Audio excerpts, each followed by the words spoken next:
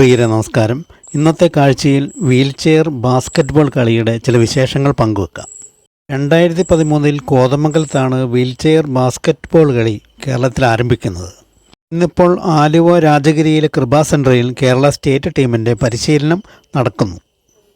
ഇത്തരമൊരു team ഒരുക്കിയെടുത്തതിൽ father Mathew കിരിയാന്തടത്തിന് മുഖ്യ പങ്കുണ്ടെന്ന് പറയാം.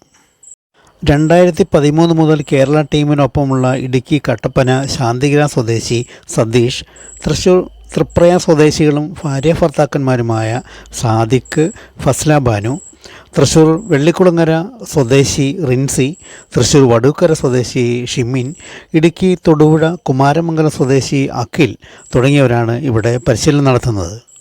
കൂടാതെ മറ്റ് 20ലധികം പേരും ഇവിടെ പരിശീലിക്കുന്നുണ്ട്. ഒരു സമയം ഒരു ടീമിൽ 5 പേരാണ് കളിക്കുന്നത്. സബ്ബായി ടീമിൽ മറ്റ് 7 പേരും ഉണ്ടാകും. പല ദേശീയ മത്സരങ്ങളിലും ഈ ടീം പങ്കെടുത്തിട്ടുണ്ട്. കോതമംഗലത്ത് വെച്ചിട്ടാണ് നമ്മളിത് ആദ്യമായിട്ട് വീൽചെയർ ബാസ്ക്കറ്റ്ബോൾ ട്രെയിനിങ് ക്യാമ്പിൽ പങ്കെടുക്കുന്നത്. ഇത് WBFI വേൾഡിൽ നിന്ന് ഒരു പുറത്തു നിന്ന് ഒരാൾ വന്നിട്ടുണ്ടായിരുന്നു. ആ ആൾ നമുക്കിട്ട് വേണ്ട ട്രെയിനിങ്ങും കാര്യങ്ങളും എല്ലാം തന്ന അതിൽ നിന്നും നമുക്ക് സെലക്ട് ചെയ്തിട്ടാണ് 2013 നമ്മളൊരു കേരള ടീം രൂപം കൊണ്ടത്. പല ശാരീരിക വിഷമതകളും അനുഭവിച്ച് തന്നെയാണ് പലരും കളിക്കായി സ്വന്തം റിസ്കിൽ എത്തിച്ചേരുന്നത്.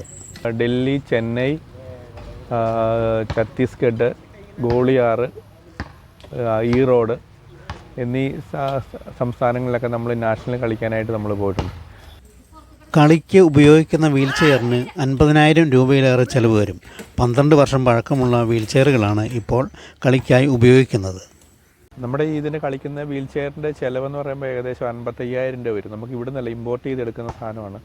അപ്പോൾ അന്ന് ഞങ്ങൾ 2013 വാങ്ങിച്ച അന്ന് സ്പോൺസർഷിപ്പിൽ കിട്ടിയ വീൽചെയറാണ് ഇപ്പോൾ ഉപയോഗിച്ചുകൊണ്ടിരിക്കുന്നത്. ഇത് മൊത്തത്തിൽ പോയി. ഇപ്പോൾ നമുക്ക് കളിക്കാനും പോകാനുള്ള അസൗകര്യങ്ങളൊക്കെ ഉണ്ട്. അപ്പോൾ നമ്മളിപ്പം വളരെ ബുദ്ധിമുട്ടിലാണ് ഇപ്പോൾ ഇത് പൊയ്ക്കൊണ്ടിരിക്കുന്നത്. അത് പല ജില്ലകളിൽ നിന്നുള്ള ആൾക്കാരാണ് വരുന്നത്. കണ്ണൂർ, പാലക്കാട്, തൃശ്ശൂർ, ചാലക്കുടി, ഇടുക്കി, എറണാകുളം എന്നീ സ്ഥലങ്ങളിൽ നിന്നൊക്കെയുള്ള ആൾക്കാരൊക്കെയാണ്. അവരൊക്കെ വരുന്നതെല്ലാം ഇൻഡിവിജ്വലായിട്ട് പൈസ സാമ്പത്തികം മുടക്കിയിട്ടാണ് വരുന്നത്. നമുക്കിതിനോടുള്ള പാഷനും കൊണ്ടാണ് പല ആൾക്കാരും നമുക്കിതിനകത്ത് വരുന്നത്. പിന്നെ സർക്കാരിൽ നിന്ന് നമുക്ക് ഇന്നേ വരെ യാതൊരുവിധ സഹായധനങ്ങളോ ഒന്നും അങ്ങനെയുള്ള കാര്യങ്ങളൊന്നും ഇന്നേ വരെ കിട്ടിയിട്ടില്ല.